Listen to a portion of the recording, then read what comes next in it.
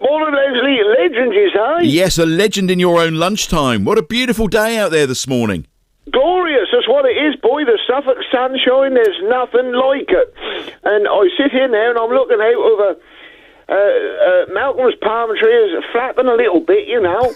But apart from that, that looked lovely out there, you know. You can't knock it, can you, boy? No, it's always a bonus this time of the year when you get a nice day like this. We need to make the most of it. Hey, have you seen the news about Ed Sheeran in Ipswich? Yes, I did. I put the news on last night, and blast me, old copper top. He was in Ipswich, weren't he? Yes, he was. Yes, on the right, town hall steps. Well, was he there shopping, or what was he doing? I think he went to buy a new guitar, and then he thought, well, I'll try it out on the Cornhill steps, and ended up giving it away, I think. That's right. He gave it to a boy, didn't he? Yeah. Nice thing to do. Nice gesture. He's a good lad. That's why I sat here last night, and I thought, I don't know, that seemed to me as if his feet are well and truly on the ground, you know? Yep. He sort of know which end is which, and so, you know, it's nice to see him do something like that, but didn't they turn up? And they come from everywhere, didn't they? Well, there were people just walking past who were sort of doing a double take and then stopping, and people coming out of offices, and in the end there was a rather large crowd, I think. That's right, but I say hats off to him, because, you know... Yeah. He'd go around the world, but he don't forget where his roots are, do he? Absolutely right. Absolutely right. That's right, because he is proud of being Suffolk, you know, because you see him on the old box, he's always saying that he's from Suffolk, isn't he? He is, yeah, wearing his Ipswich Town shirt. That's right. Yeah, he's a good boy. What's wound you up this week then, Brian? There's normally something. Plenty. Oh. Has all been... What is going on, Leslie? I sit there... Well, I now start switching the news off, right? Because I sit there and that wind me up so I get on my chuffer. And I'll tell you what got on my goat this week. What was that? When I was seeing them Tories, right, where are they? Birmingham, aren't they? Yes, Birmingham, yep. That's right. And they sit there and they're waffling on, and that bloke... He then moved the goalpost, didn't he? 24 hours earlier, now we're not changing our policy.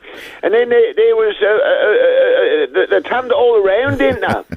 You know, can't make the mind up. And what's all that with them people sitting there dropping all?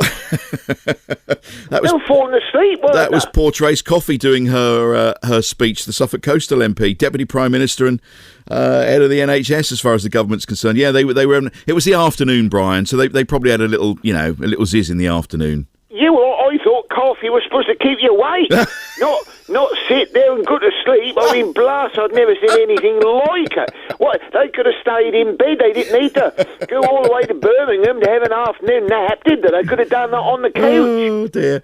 And what's all this about power cuts? How's that going to happen? Well, the National Grid are warning us that if things go bad, we might have rolling power cuts. But the government are saying, look, it's going to be fine. And the National Grid saying this is just a worst case scenario. But it does worry people.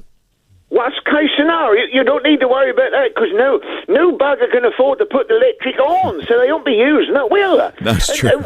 And what are they keep frightening us all with it for? I'll believe it when I see it, Leslie. This ruddy country has gone backwards. we're supposed to be a nation of power, and that sounds as if we don't have none.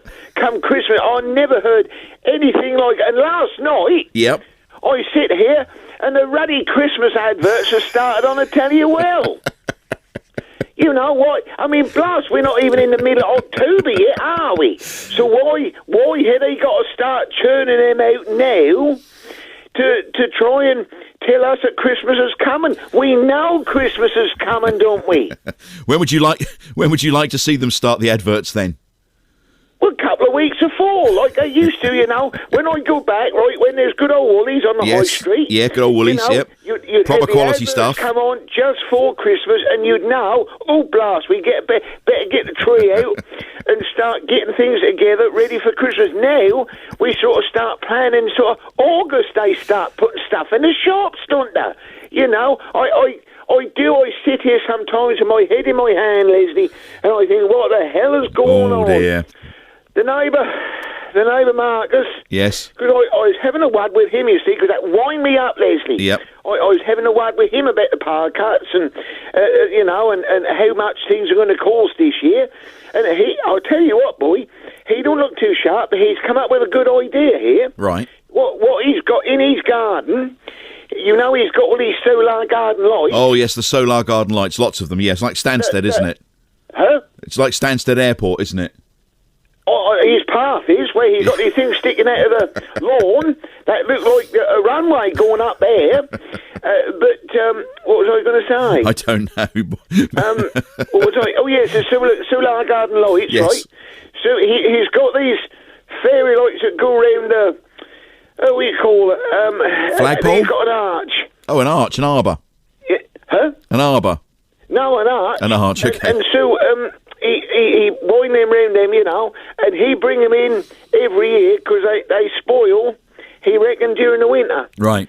He reckon that the old buds sit on and peck them. So what he's come up with, this is what he's going to do. What's he going to do? First, I thought, that sounds soft, but there's more to this. If you stop and think about it, what he's doing, instead of putting them in the shed this year, Yes. he is using them on his tree. Oh. So what he's going to do, he reckon he's putting his tree in the conservatory by the window so it get lots of light. Yep. And then, of course, he ain't got to plug the lights in. That's a dozy good idea, isn't it? It's brilliant, mate. Absolutely brilliant. I think that's perfect. When I stood there and Yep. I looked at him and I thought, are you winding me up? Yeah. And then, no, he said, no, so I'm actually what we serious. could He said, do- we're going to do that this year because even fairy lights, they swallow a bit of juice, don't they? So if we've got some solar garden lights, what we could do is keep the little sensor bit outside and bring the solar lights inside the house and then save money. Perfect. Well, he reckon he's going to put it near the window so Yep. that charge up, you know. Yep. And then at night, when they got the can, because they ain't put so many lights on next door now, he reckon they're just putting a side lamp on. Yep.